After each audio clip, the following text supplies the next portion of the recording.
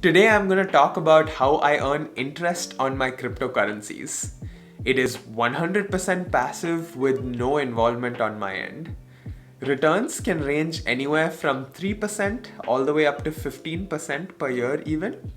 So if that sounds interesting, do stick around. Hey everyone, how's it going? My name is Arjun and welcome back to the channel. Crypto has been on a bit of a tear recently. Bitcoin has risen by more than 30% these last couple of weeks. So I figured, why not add on to the good news and talk about how to make additional passive income from your crypto. I'll be going over what platforms I use to generate this income, talk about how you can get started with them, go over some of the associated risks with this, and then finally, I'll close out with my exact strategy that's gotten me some pretty decent returns this year. Alright, so there are a bunch of different ways that you can make passive income from your crypto. You can mine coins on your computer. You can hold dividend paying cryptos. Yes, apparently that is a thing. You can stake your coins, or you can deposit your coins in an interest earning account. It's this last one that I want to focus on today, earning interest using what are called centralized lending platforms. My two favorites would be Celsius and BlockFi. Celsius is headquartered in London and was founded by Alex Mashinsky. They offer up to 6.2% interest rate on your Bitcoin, up to 5.35% on your Ethereum, and up to 8.88% on your stablecoins.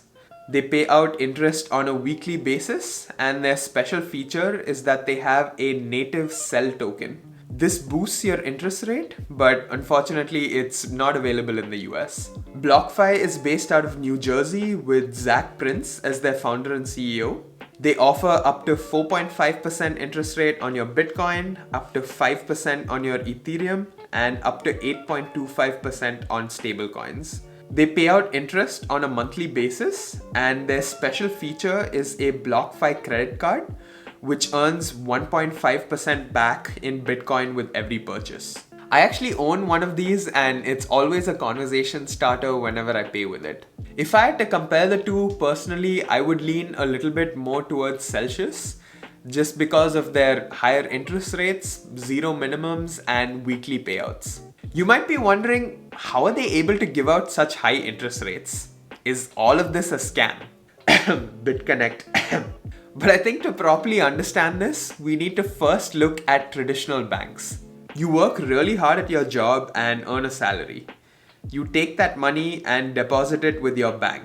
Your bank then lends that money to their clients through loans, like a mortgage, consumer loans, or business loans. They collect money from their clients, including an interest component, which is their profit. Since they're big, greedy banks, they keep majority of this profit and pay you back tiny amounts. Crypto lending platforms work the exact same way. Given that there's such great demand to borrow crypto, their clients are willing to pay more in interest. Crypto banks also keep less for themselves, meaning lenders get rewarded with higher interest rates. I don't think this is a scam, but I do think that these interest rates will go down over time, especially as crypto becomes more and more mainstream. Now that you know how all this works, let's talk about setup.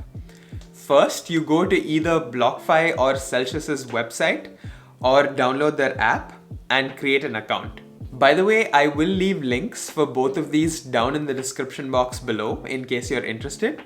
They do have some pretty great sign-up bonuses going on right now. You'll then have to verify some personal information, and then boom, just like that, you have a crypto interest account. Next, you'll actually have to put in some coins to start earning that interest. BlockFi and Celsius do allow you to buy crypto directly on their platform, but I would not recommend doing that. Their markups and third-party fees can make these purchases more expensive than they need to be. So what I personally do is I buy my crypto on Coinbase Pro, which has lower fees, and then I transfer over from there to BlockFi and Celsius to start earning interest. That doesn't mean that using these platforms is a no-brainer. There are a couple of risks too. BlockFi and Celsius are what are called centralized lending platforms. What this means is that they have complete control over your private keys. If you've been in the crypto space for a while, then you're probably familiar with the phrase, not your keys, not your coins. There's always counterparty risk. This is the risk that you're trusting these companies to be ethical, competent, and not commit fraud with your coins. Flash crashes or rises in crypto prices may be a problem because some borrowers may end up defaulting on their loans. They do say that they have a way of mitigating this using over-collateralized loans, but we haven't had a long enough history to see how well this really holds up. There's also no FDIC insurance like you'd get with traditional banks. If your account or the platform gets hacked, you could, in theory, lose everything. Now, of course, these are reputable companies, and the chance that something like this actually happens is probably quite small. But I think it's still important to be aware of all of these risks. To me, all of this boils down to risk versus reward. Are you willing to take some element of extra risk in order to earn that higher interest rate? For me, for a portion of my portfolio, I'd say yes. I keep a part of my crypto on these platforms earning interest, while the remainder is safely stored away in an offline hardware wallet.